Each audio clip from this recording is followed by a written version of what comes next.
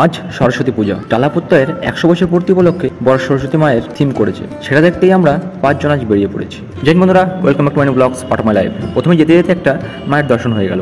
ওটাকেই দেখে বাকিটা এক্সপ্লোর করতে দিব্য আর সৌরভের হাতে ক্যামেরা তুলে দিলাম। মানে কি বলবো, আজকে সরস্বতী পুজো, ঠাকুর দেখতে এসেছি, চারিদিকে শুধু জ্যান্ত সরস্বতী, মাঝে আমরা শুধু সিঙ্গেল, মাঝে মাঝে কাপেলদের ভিড়। কি আর বলবো, দুঃখের কথা। মানে চারিদিকে শুধু জ্যান্ত সরস্বতী, আমরা সিঙ্গেল, চারিদিকে কাপেল আর আমরা সিঙ্গেল, কি মানা যায়? কাপেল প্লাস জ্যান্ত সরস্বতী। প্রথমে ঠাকুর না দেখে ঢুকে পড়লাম টালা এক্সপো মেলাতে। শতবর্ষ পূর্তি উপলক্ষে মেলা বলে কথা, তাই হয়তো এবারের ভিড়টা একটু বেশি। যাই হোক, সবই দেখানোর চেষ্টা করব, শুধু সঙ্গে থেকো। খুবই সস্তা দামে জামা কাপড় থেকে শুরু করে সমস্ত কিছু পাওয়া যাচ্ছে। চারিপাশে শুধু জ্যান্ত মা সরস্বতী। দেখো দেখো দেখো, শুধু জ্যান্ত সরস্বতী, সব একসাথে ঘুরছে আর আমরা কটা ছেলে সিঙ্গেল ঘুরছি। দেখো এই মুখে কি দেখো, বলছো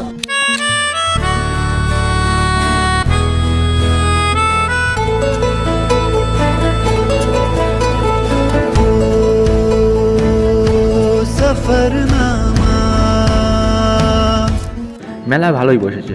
চলো, অনেক হলো মেলা ঘোরা, এখন ঠাকুরের খোঁজ পেয়ে গেছি, সেখানে যাওয়া যাক। নমস্কার বন্ধুরা, welcome back to my new blogs part of my life.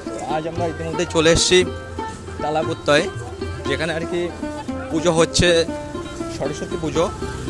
আমাদের আজকে যেহেতু রবিবার, আমরা হোস্টেল ছুটি পাওয়ায় 5 জন চলে এসেছি আর কি টালা প্রত্যয়। অনেক বকবক করতে করতে চলে এলাম টালা প্রত্যয়ের একেবারে সামনে। ভেতরে ঢুকে চলুন ভাইবসটা দেখা যাক। প্রথমেই দেখতে পেলাম বাঙালির দুর্গাপূজার মতো ক্রেজ। কোনোরকম জায়গা করে ভেতরে ঢোকার চেষ্টা করলাম। চারিপাশে কাপাল দেখে যা মনে হচ্ছে আমরা হচ্ছে 5 জন মোটামুটি বলির বাঁকড়া, ঠিক আছে? এদিকে হচ্ছে চারিদিকে ছড়িয়ে আছে সব, দেখছেন এত বড় বড় লাইন। এই লাইনের মাঝখান দিয়ে আমাদের সেই এগিয়ে যেতে হবে, সেই মাথায় যেতে হবে আগে লাইনের ওখানে, তারপরে আমরা পাবো ওই লাইনে যেতে ভেতরে। এখান থেকে দেখা যাচ্ছে, কিন্তু তাতে আমাদেরকে চান্স দেবে না, এই লাইনেই আমাদের যেতে হবে। তো আসো, যেতে যেতে কথা হচ্ছে আরো। কিছু বলবি বল? তো চলিয়ে শুরু করতে হে বিনা কিছু। খুবই নামকরা ক্লাব এই টালা প্রত্যয়। যেমন দুর্গাপূজাতেও তেমনই সরস্বতী পুজোর জন্য একই নাম। বলা যেতে পারে বাঙালির আর এক আবেগের পূজা এই সরস্বতী পুজো। এখানে বর্তমানের বিভিন্ন কবি সাহিত্যিকদের ছবি সহ ডিটেলসে দেওয়া আছে, আপনারা চাইলে পড়তে পারেন। যাক, অবশেষে অনেক ভিড় ঠেলে ভেতরে ঢুকলাম। জাস্ট অসাধারণ বানিয়েছে। দেখেছেন ভিড়টা কেমন? সেরা সেরা। এখানে ব্যানারে লেখা আছে 100 বছর পূর্তি উপলক্ষে কিছু বক্তব্য। আমাদের হোস্টেলের পুজো ইতিমধ্যেই শুরু হয়ে গেছে, তবে পুজোর এত সুন্দর ডেকোরেশন সহ সব করেছে আমাদের ব্যাচমেটরাই। রাতের কিছু দৃশ্য দেখে নাও। Hello hello micro ডিস্টিং। হ্যাঁ, তো বন্ধুরা এখন 11টা বাজতে চললো। সাবির এই যে আলপনা শুরু করে দিয়েছে সেই বিকাল থেকে, এখন 11টা বাজতে চললো, এখনও দিচ্ছে। তো আপাতত এটা জাস্ট এই পর্যন্ত কমপ্লিট হয়েছে, দেখাচ্ছি। আর ও আপাতত কমপ্লিট করছে, আর যেগুলো বাকি আছে আর কি। আর এইদিকে করছে হচ্ছে আমাদের মনোজিৎ। এরপরে এর উপর দিয়ে আর কি আলপনা দেওয়া হবে। এই যে করছিল, ক্যামেরা দেখে এখন লজ্জা পেয়ে গেছে ছেলেটা, এই যে। আর ইতিমধ্যে আমাদের মধ্যে চলে এসছে দিব্য, ঠিক আছে? তো এটা কমপ্লিট হয়ে যাচ্ছে, তারপরে আমি দেখাচ্ছি। আর নমস্কার বন্ধুগণ, আমি আবার ব্যাক করলাম সবার মধ্যে, আবার আমি ব্যাক করলাম। আপনাদেরকে এখন দেখাবো কত কি অবস্থা হয়েছে এখানে আর কি বলে আলপনার, দেখাচ্ছি।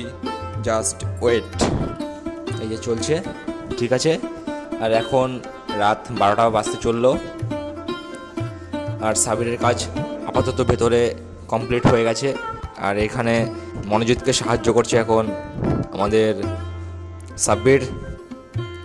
আর আমি একটু ভেতরে গিয়ে আপনাদেরকে দেখানোর চেষ্টা করছি কেমন হয়েছে।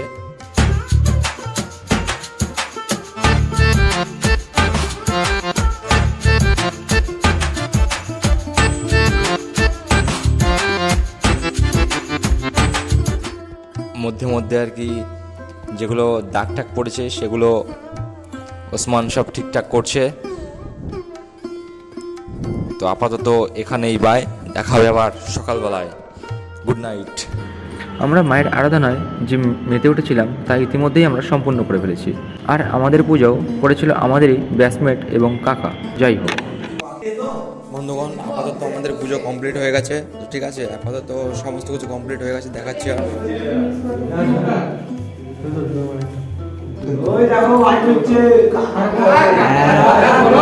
পুজো কমপ্লিট হয়ে গেছে। সব এখন দাঁড়িয়ে আছে প্রসাদ খাওয়ার জন্য। দেখা হচ্ছে আবার, টাটা।